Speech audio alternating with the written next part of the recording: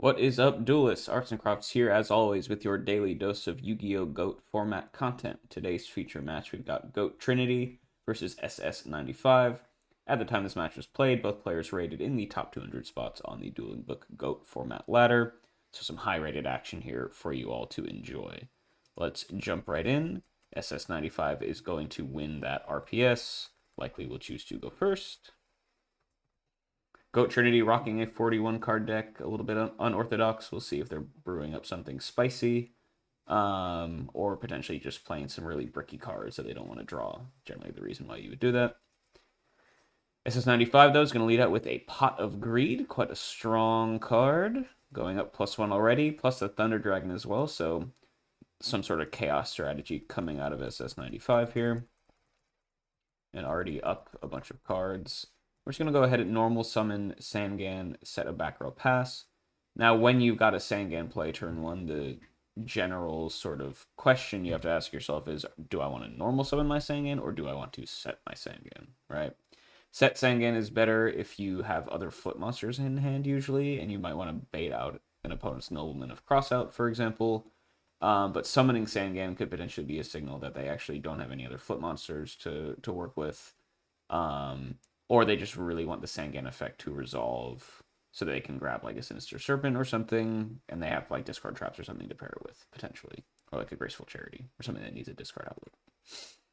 Go Trinity, though, staring down this Sangan, just going to lead out with set a monster, set a couple back row pass. So potentially walling out the Sangan here. SS95 with an interesting play. We're going to set a card and then go card destruction. So wanting to save one of the cards in hand for the future. And card D hits Heavy Storm. Okay, well, we'll see what both players are rocking. Card D hits Heavy Storm, Reinforcement of the Army, and United We Stand. So something potentially spicy coming out of Go Trinity, which was signified by the 41 card main deck here. United We Stand, pretty solid combination with like Scapegoat, just to get a bunch of monsters on the field. I wonder if this is one of those funky like Scapegoat, Last Will, Amazoness Archer sort of decks that we've seen floating around ever since like the Last Chance qualifier. Could be interesting. And then SS95, discarding Spy, the 2 known Thunder Dragons, so getting good value out of that card destruction, and double Mystic Tomato. So maybe some sort of recruiters list here. Maybe we're on Chaos Control with Abyss Soldier or something. Generally, Mystic Tomato is paired with Abyss Soldier decks because Abyss Soldier kind of needs Sinister Serpent to do its thing, right? Sinister Serpent is only searchable by Sangan in the deck, and Sangan is limited. So generally, if you are running Soldier, you'll play Tomato, because then Tomato can search you for Sangan, which will search you for Sinister, which will then turn your soldiers on. Or this could just be like an aggressive take. This could be like a Chaos Recruiter sort of vibe, potentially running Thunder Dragons. But potentially interesting decks out of both players here. Should be an exciting match. Both players going to redraw all their hands after this card destruction.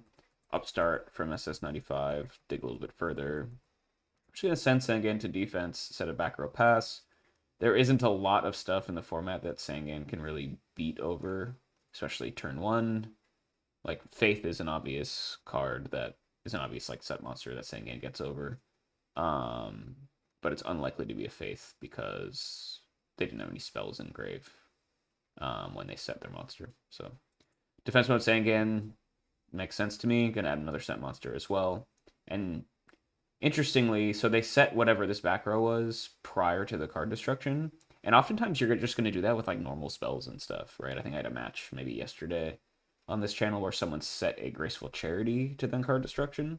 So if you're Go Trinity, you got to think like this could be something worth just popping because it might not even there's a good chance it's not chainable essentially, and you're just going to get a value card from doing that. Like it's something that they didn't want to discard to card destruction, so it's not going to be like a simple chainable like the Jar of Greed or something most of the time. So a little bit of intel there.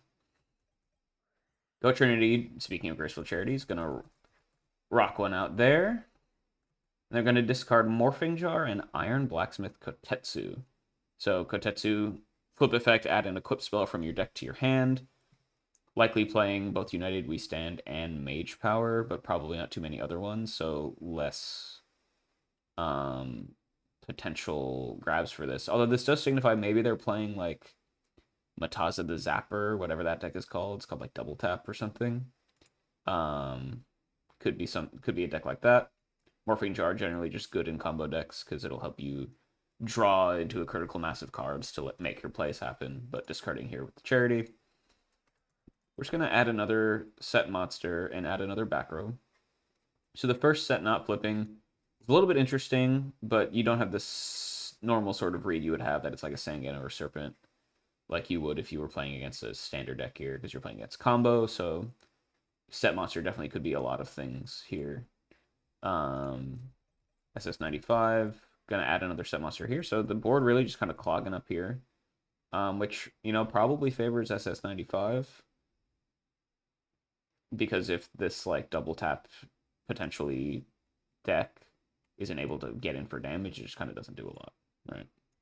Just gonna get a little draw pass. Duo here from SS95, okay.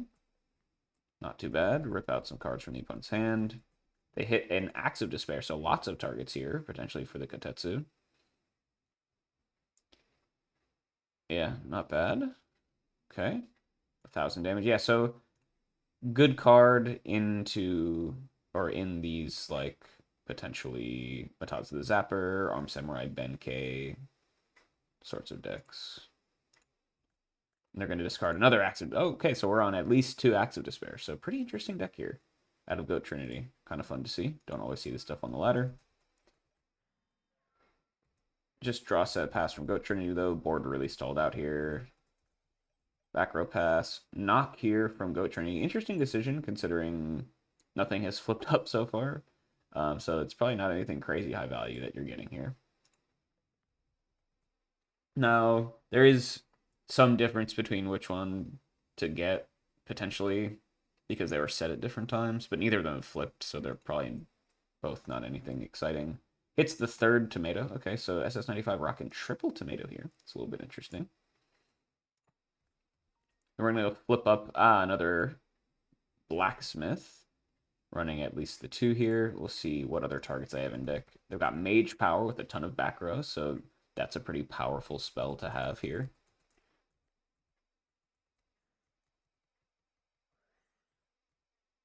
Interesting. So we're going to flip summon Sangan here so that it can get hit by Ring, and then Sangan can go search out something good like a Mataza the Zapper, potentially.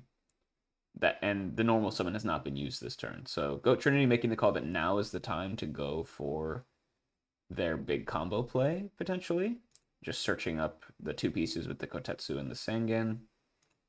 The Sangan will hit the grave off of that ring. Both players take 1,000. And it grabs an Arm Samurai Benkei. Important effect for each equip card equipped to this card. It gains 1 additional attack during each battle phase.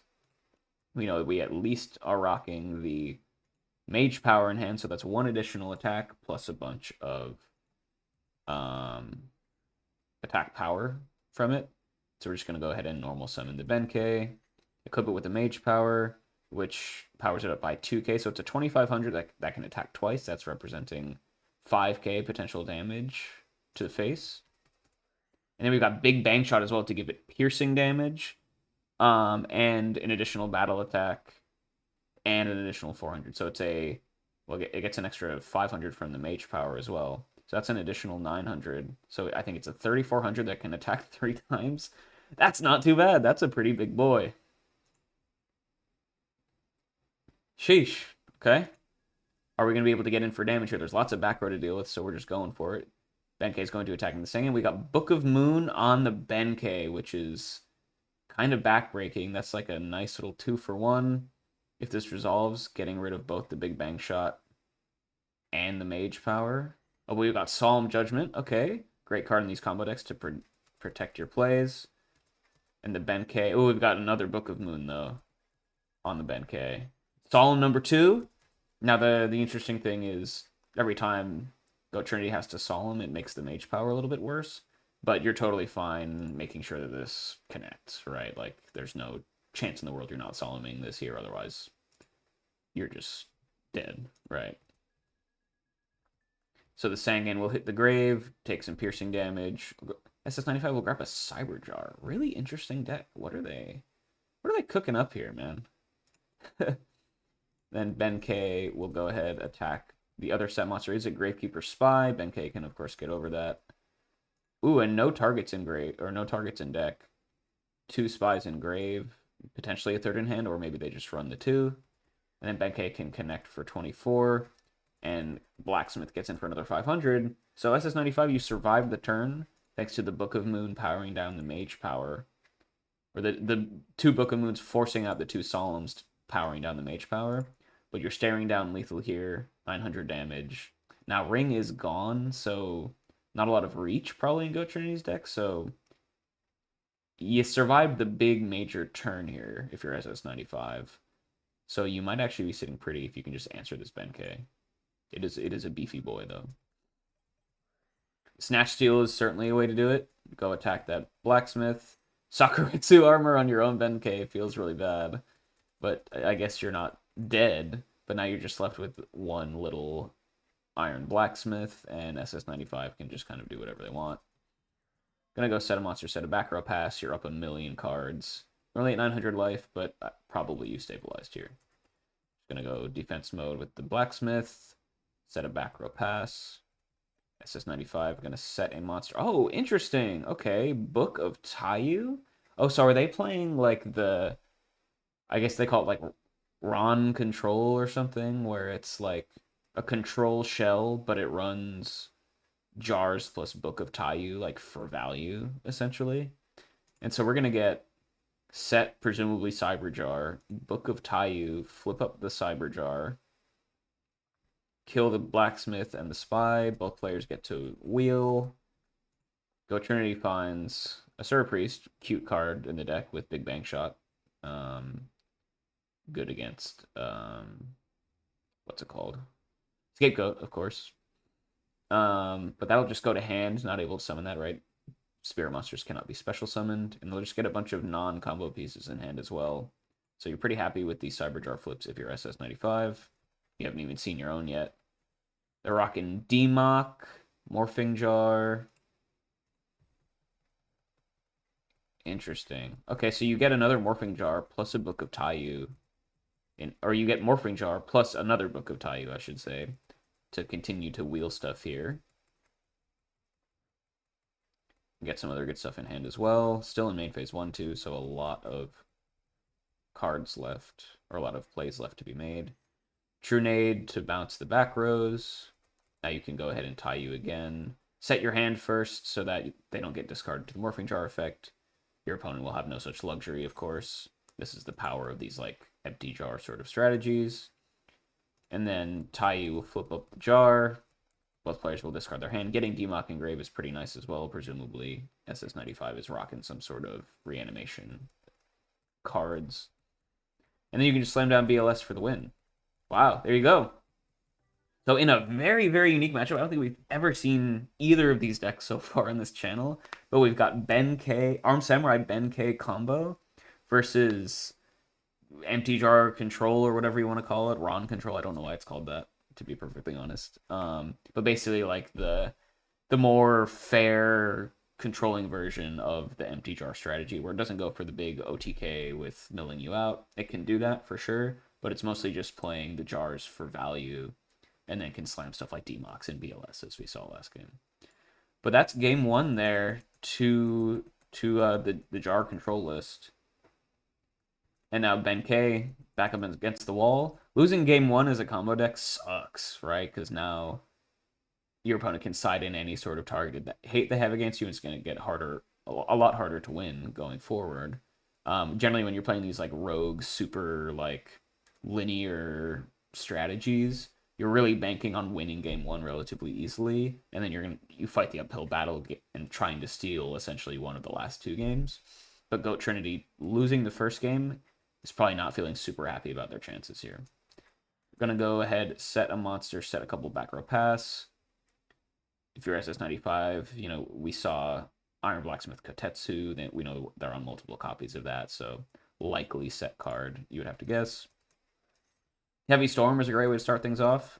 And Goat Trinity playing 2 Unchainables turn 1 into potential Heavy Storm and immediately getting punished for it. Tribute and Mirror Force both dealt with. Keeping Mirror Force in against this deck is a little bit interesting because it's generally not trying to like attack you for value, I feel like, right? I mean, it's a clean way to deal with spies for sure. Tribute is good against Cyber Jar, of course, right? So keeping that in, I think, makes sense. Mirror Force, I'm a little bit more skeptical of.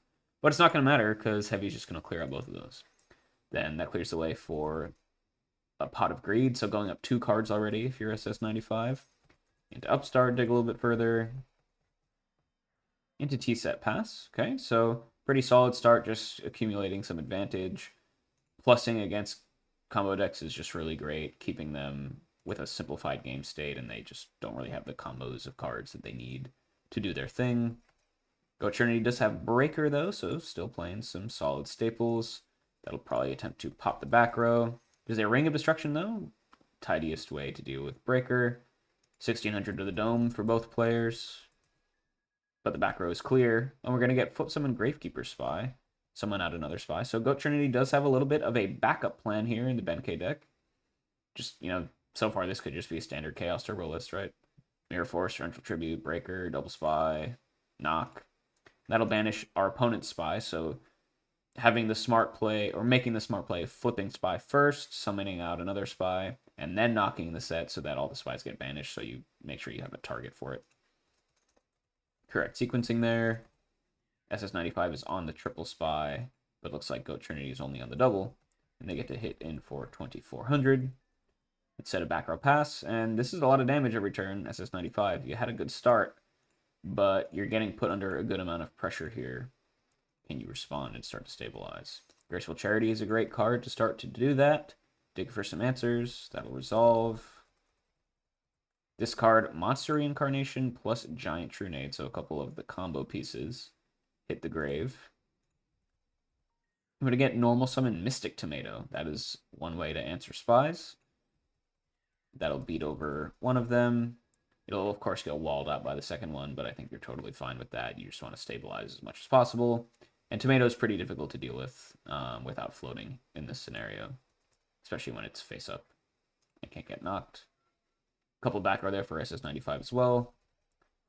Go Trinity. The Pro Set Heavy Storm. So saying no you potentially. Both players potentially getting a lot of value out of their Heavy Storms this game. You have a chainable if you're SS95. We got Book of Moon to chain to set the Mystic Tomato, making it more vulnerable to Nobleman of Cross-Up, but you've already seen one, so unlikely that they have the second one ready to go. And this plays around stuff like Snatch Steal, which isn't too bad, right? Because Snatch on your Tomato could just be game if they have other stuff to back it up here. But Heavy Storm getting the +1. Which is quite solid in answering the previous Heavy Storm from before getting the value. The other card hit was Desert Sunlight, typical card in these jar-centric decks. Of course, it's like a 4th or 5th copy of Book of Taiyu, essentially. And it's also quick effect, right? It's a trap, so you can use it to blank knocks and stuff, or cause them to fizzle. Go Trinity has the Graceful Charity, though, trying to dig for a little bit more pressure. Discard a Mataza the Zapper and a Giant Trunade. No back row, so Trunade makes sense. Mataza discard is a little bit interesting because you think it would be kind of okay here. But I guess if you don't have any equip spells with it, it could just get walled out by whatever Mystic Tomato summons, right? Because it can beat over the first Tomato, right? It's only got 1100 attack. But then Tomato can summon a second copy of itself out in face of attack position, and that will wall out the Mataza. So kind of matching up unfavorably against SS95's board right now. Tomato, pretty good card. You don't see a lot of it all the time, but these recruiters do get work done. And we're just going to have to go spine defense, set a back row pass, and you got to assume Goat Trinity is kind of the beatdown deck in this matchup. Card advantage-wise, you're not super duper far behind, but this Tomato just doing everything to kind of stabilize for SS95 here and in the more controlling deck that's generally the position you want to be in, for sure. SS95's got the Thunder Dragon. Get a couple more copies of it into the hand. We're going to go set a back row and use card destruction. Pretty good timing for the card destruction. Not only do you have the 2 Thunder Dragons to pitch for it, right? Cashing them in immediately. You also know that the card left in hand was something that was kept after a Graceful Charity, so it's probably something pretty good. So I like the timing of the card D here. You had a Giant Trunade, which is an interesting keep. I guess the hand was Mataza double Trunade, and Mataza was super dead, and then you didn't really have a choice, so it's actually not an amazing card to hit off of the card D, but I understand the logic. I think more often than not, this is a really good card D. Especially because you have double TD in hand and just want to catch this in. So totally fine. You'll see what they draw off of it. We're going to get flip summon that Mystic Tomato. Go attack that set monster. It was a Sangan. Okay, so Go Trinity going to be able to resolve the Sangan effect and search up something potentially good. Grabs a DD Warrior Lady. Interesting card to see in the deck. Just a good way to kind of deal with problem monsters, I guess. Especially Mystic Tomato, for example, right? One of the best answers to that, can just banish both of them, preventing the tomato trigger from happening. And then we're just going to pass turn here. Go Trinity. Pot of Greed is the draw, which is pretty good. So fighting that we're back into this, DD Warrior Lady will be able to deal with this tomato, assuming no back row shenanigans. Opting to keep the spy in defense position, which is a little bit interesting, but I guess you know your opponent is on tomatoes and stuff, so I think that's probably fine. You're giving up an opportunity to get in for potentially 1200 here, but you haven't seen Mirror Force yet, so that's another point against this play. So I think this is fine. Yeah, and then DD Warrior Lady effect will go ahead and banish both of these monsters, get in for a little bit of damage, but more importantly, make sure that this tomato effect is unable to resolve. And importantly, also keeps SS95 off of chaos here. There's no darks in the grave now, tomato being their dark. And so, you know, we saw at least Blackluster Soldier in game 1, so keeping your opponent off of that is pretty strong. Just going to go past there, sitting with the Spy on board, SS95.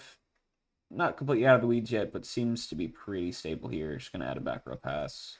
Go Trinity, we got Reinforcement of the Army. A lot of good targets in the deck here. We're going to go grab a Blade Knight. Cool. We're going to go normal summon Blade Knight. Get in for... It's the weakest version of Blade Knight, basically just a 1600 vanilla, but hey, that's damage, right? This is a clock. Get in for 1600. It's a threat that SS95 has to deal with here. And they're just going to draw Concede. Wow, I wonder what was in their hand. But I guess just had no gas, had no way of dealing with these monsters. And that's the downside of these, you know, little bit cute, combo-oriented fair decks is sometimes, like, you're just not playing high-quality cards on your own, and you might just draw the wrong ones and not be able to do anything. And so Go Trinity, just being able to present a 1600 vanilla as pressure was enough to take it down there, exploiting some of the inconsistencies in the deck building that you see from these weirder decks. But we'll go to game 3 here in what has been a very interesting match so far. SS95 on this like jar-centric control list. Gonna lead out with Upstart Goblin here. Into normal summon Tomato, set a back row pass. Totally fine. Go Trinity, Pot of Greed is a good card, going up a card already. Into Breaker the Magical Warrior, pop the set, but we got Ring on the Breaker again. Oftentimes, people will try and save Breaker till after turn 1 because set Ring turn 1 to play around Breaker is a pretty common play. And it's what happened both times this match that we've seen Breaker get normal summoned. So 1600 to the dome for both players. Tomato stands alone on the board. Normal summon used for Goat Trinity. Big tempo swing here in favor of SS95. Goat Trinity is just going to have to set a back row pass. Now this Tomato can probably start beating in. Yeah, get in for 14. We've got Ring on the Tomato, so double Ring already. Both players taking solid chunks of damage. You got to imagine that probably favors Goat Trinity because they're the more aggressive deck. And SS95 has already dropped all the way down to 5k without a single attack being landed so far in this game. Ooh, interesting. Okay, we got set a monster, and then we got the shallow grave. Each player targets one monster in their own graveyard, special summon them in face down defense position. So, face down tomato for a breaker that won't get a token, that's a pretty good trade, I guess. I mean, it is a slight negative in card advantage. But this breaker is really only like half a card, right? So it's not the end of the world, and getting tomato on board is just kind of strong in general. As we saw last game, tomato doing a lot of good work to just wall out all of Goat Trinity's monsters like Matazas and Denkeis and Spies and stuff like that. Goat Trinity does have the reinforcement of the army play here to grab an exiled force, which is a clean way of dealing with the tomato. We're going to go normal summon exiled, tribute it to pop the unknown set monster, which was a Magician of Faith without anything crazy engrave. That's an interesting call, right? Because, well, I guess you have to be worried that it could just be a jar, right? That's kind of public enemy number one here if you're Goat Trinity, is you gotta be prepared for any set monster to just be a Morphing Jar or a Cyber Jar, and then SS95 can just go off. So I can understand being conservative here and using the Exiled into the Faith. But now this tomato sticks around, and you can kind of see why this deck is kind of strong out of SS95, right? Because tomato is an absolute house against Goat Trinity, but the impending threat of the two jars makes it really hard for Goat Trinity to answer the tomato when it's most effective for them. Now this breaker will. Oh, okay. Well, never mind then. I mean, I still think the play would make sense even if you didn't have the premature here. But Goat Trinity not having to choose, right? They can have their cake and eat it too. Exiled, pop the Faith. Premature the Exiled, pop the tomato, and then this breaker can start getting in for some damage. Exiled Force, super versatile card, really solid, and an amazing rota target as well. So getting tons of value out of this here. And now the board is clear for breaker to start getting in for some damage. It's once again only 1600 vanilla, but that was enough to force SS95 to concede last game. So if it ain't broke, don't fix it, right? Swords of Revealing Light is interesting out of Goat Trinity. Not really sure. I feel like the read on how to side against this deck that I had is very different than what Goat Trinity went for here, right? They kept in Mirror Force, they're playing Swords of Revealing Light. They're really worried about tomato crashes, I guess. Which is definitely something bad, but like most of what the deck is trying to do is just to resolve a jar, which Mirror Force and Swords don't really help against. But maybe you just don't really have that much to bring in. Right? You're playing a combo deck, so you might just not have a lot of like super duper interactive stuff to mess with. Like if you're running Mindcons, you don't really want to. I mean, Mindcon's good because you're both running Spies, and you hadn't seen a Faith at this point. You could probably guess that SS95 is running Magician of Faith. But Mindcon on Tomato is obviously bad. Mindcon on a Jar, like you probably don't want Jar to resolve at all. It's like when you're playing Turbo against Burn. Yeah, they play a lot of set monsters, but you don't actually want to mind control them because you don't want them to resolve at all. So you just keep in your Nox, but don't side in the mind cons, usually, right? But either way, swords will hit the board. Breakers applying some pressure. SS95, you got to get something in the way. Thunder Dragon to grab a couple cards, but notably that's not an answer to the breaker, unless you can cash them in for something. We got Monster Reincarnation, so free discard for that. And that can go in, I guess you could make the choice between grabbing the Faith or grabbing the Tomato. Tomato's probably better, right? But it is your only dark, so it depends on if you got Chaos in hand. Probably. We're going to grab that Tomato, so signaling I probably don't have that BLS in hand. We're going to go set a Monster Pass, probably that Tomato. Get something in the way of the breaker. Like I said before, very strong card in this matchup just to kind of block all of the aggressive plays from Goat Trinity. They're going to go ahead. They got a Mataza the Zapper. Interesting. So you have an interesting... Do they have to attack? This card can make a second attack during each battle phase, so I don't think you need to do them back-to-back. So you could potentially go, like, kill the face-down Tomato, breaker kill the second one, and if they don't have a third, then Mataza can get in another attack. Or you could just have some equipped spells to use on the Mataza, and it's kind of a moot point. Yeah, so we got the Axe of Despair here, buffing up Mataza to a 2300 attacker. That can attack twice a turn, so pretty solid. Breaker will kill that tomato. Tomato will summon another one. Unfortunately for SS95, the tomato target does need to be summoned in attack position, so unable to protect their life points completely. And Mataza can just beat over this one, get in for 900. And then do you have the third tomato? Yes, you do. Hit for 900 again. Do we have another tomato target? We got the Sangan. Okay. So tomato doing a good job at least blocking as much damage as possible, filling up the graveyard with a bunch of darks, doing its thing. But Go Trinity able to knock their opponent all the way down to 1,600 life points, which there's that 1,600 vanilla coming in relevant again, right? You can deal with the Mataza, but Breaker is representing lethal if there's a way to deal with this Sangan. And Go Trinity's going to pass here with potential lethal on board. SS95, you got a Sangan walling for you, but it doesn't have a lot of help right now. Gonna upstart Goblin to potentially dig for something to answer this. Gonna turn Sangan to defense position, set a monster, and then fire off the card destruction is quite interesting. That hits a Benkei, and it hits an Iron Blacksmith. So a couple combo pieces getting hit there from Goat Trinity, but honestly, you're probably fine with that because you in this position you want to draw into monster removal, you want to draw into additional equip spells, like a Big Bang Shot will go crazy here, just to pierce through everything.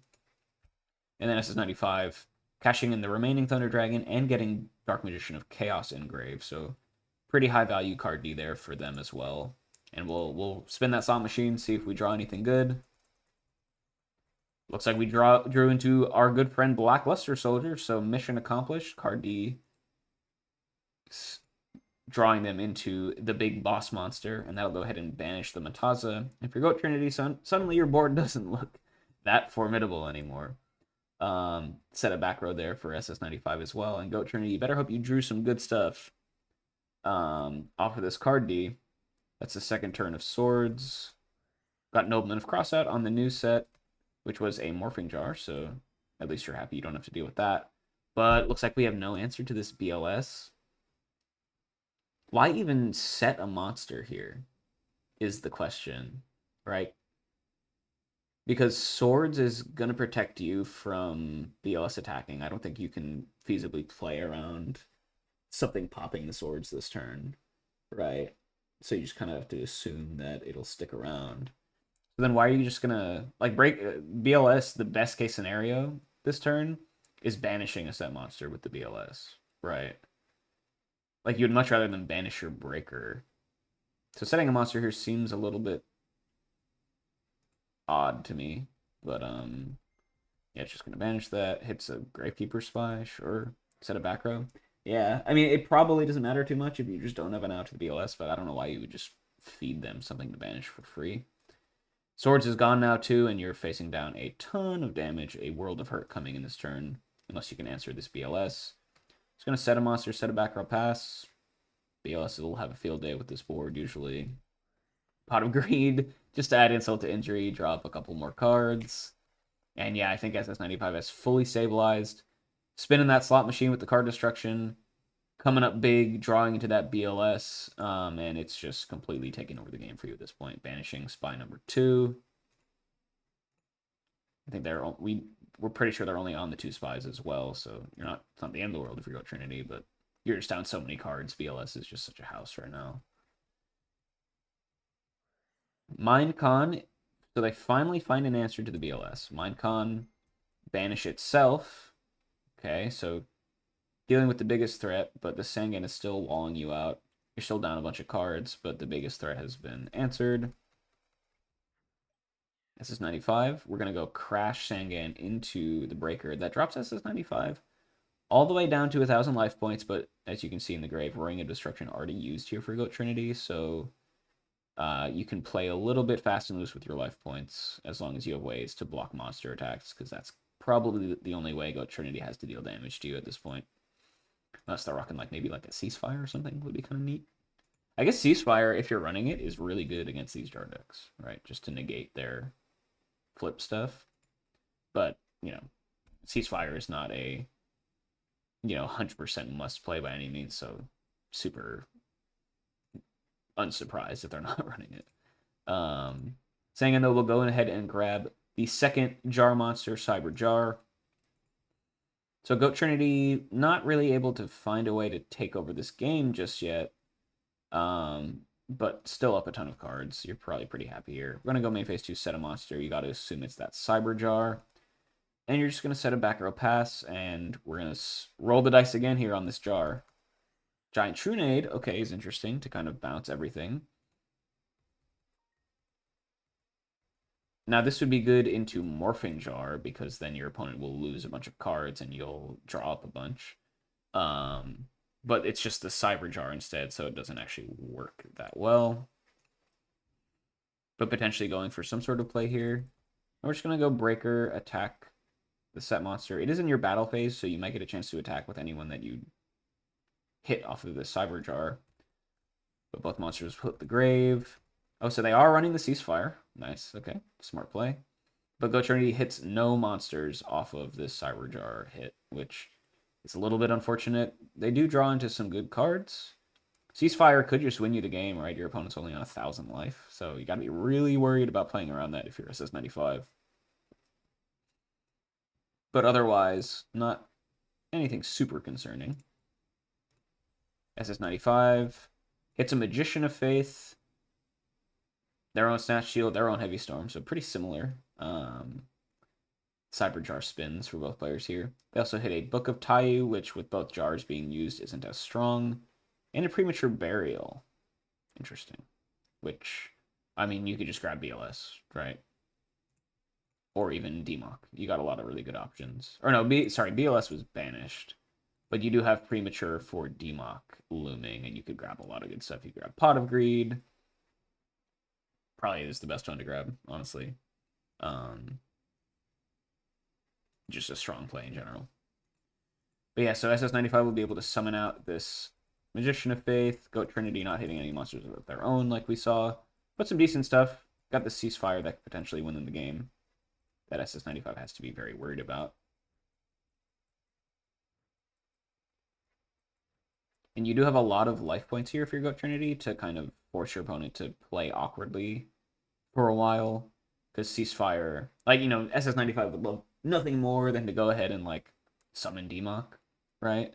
But then you just lose to Ceasefire. So it's going to really make it hard for SS95 to play here, knowing that the Ceasefire is around.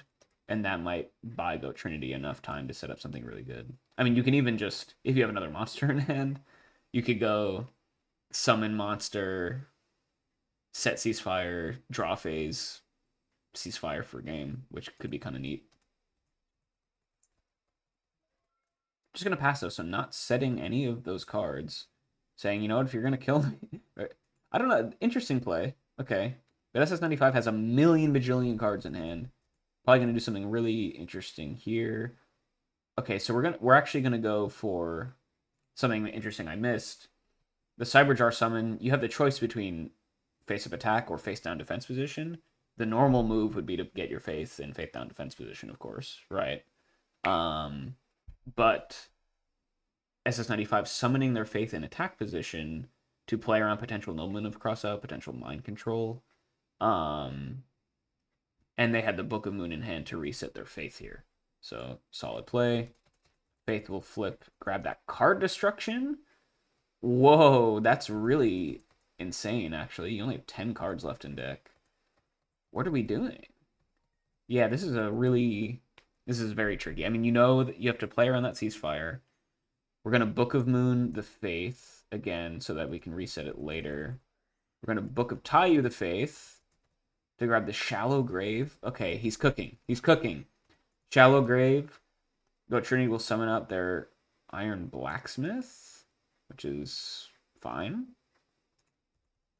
SS95 can grab the Cyber Jar. Okay, we're cooking. We're cooking. Set a bunch of things. Use the card D so you're only losing 3 cards in hand instead of decking yourself out. Goat Trinity loses all of that good stuff. And they chose not to set the Ceasefire? Someone explain that one to me.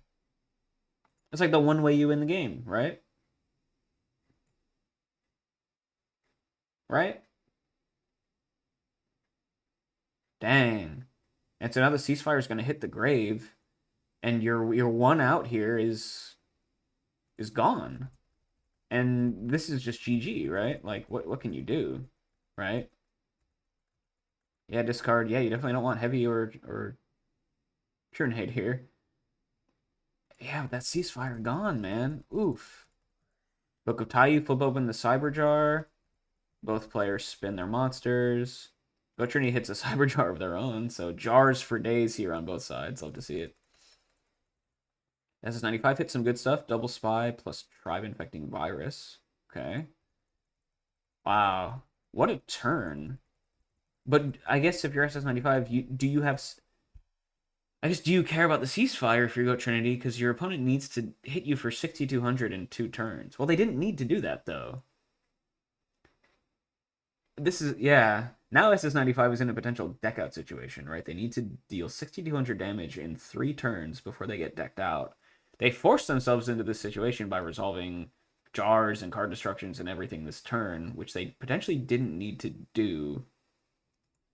But this is the sort of deck without a lot of damage in it. I mean, you have Premature for Demock, though. Like, you don't really need to rush things too much. I'm just not over that ceasefire not being set and hitting the grave. And if Go Trinity loses this game, you gotta want to take that one back for sure, right?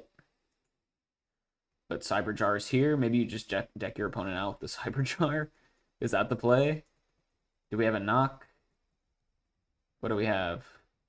Show me the Nobleman. Oh, we got Premature Burial on the Demock. Demock grab card destruction for the tie for the Trunade.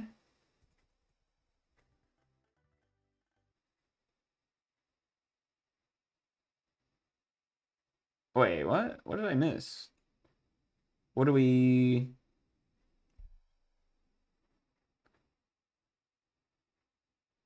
How did they win here?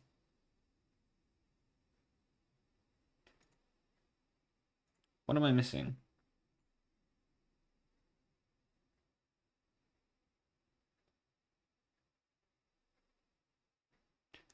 Oh, I guess Cyberjar doesn't...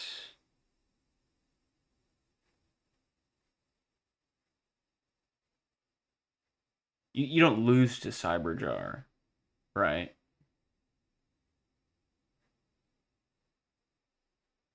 Right?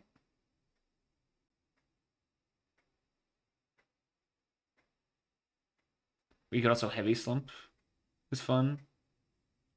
Maybe. Yeah, I guess the idea is you don't get decked out by Cyberjar. I'm gonna have to look that one up afterwards. But Go Trinity conceding here, and yeah, I mean, I think the big, I mean, there are a lot of ways SS95 can win here, especially if you can't get decked out by Cyberjar, which I've never really thought about, but I guess is a thing. Um, but man, just not setting that ceasefire really, yeah, that seemed like the final nail in the coffin. And man, what a crazy game between two decks you almost never see, right? I mean, I barely understood what just happened, but I hope you guys enjoyed this one. I guess this is like the Armed Samurai Benkei or like the double tap sort of combo deck based around Mataza the Zapper / Benkei plus a bunch of equipped spells. We saw it go off in game 2 and get in for a ton of damage. The games 1 and 3, this jar control sort of list with Cyber Jar, Book of Taiyu, Morphing Jar, Desert Sunlights, all that stuff, man. They can just do some crazy plays, and we saw them pull out, just eke out the win here in game 3 to take down the set. So really interesting match. 2 decks we don't normally see here on the ladder, so excited to bring you guys some more diverse gameplay. And I hope you guys enjoyed, and I'll catch you all in the next one.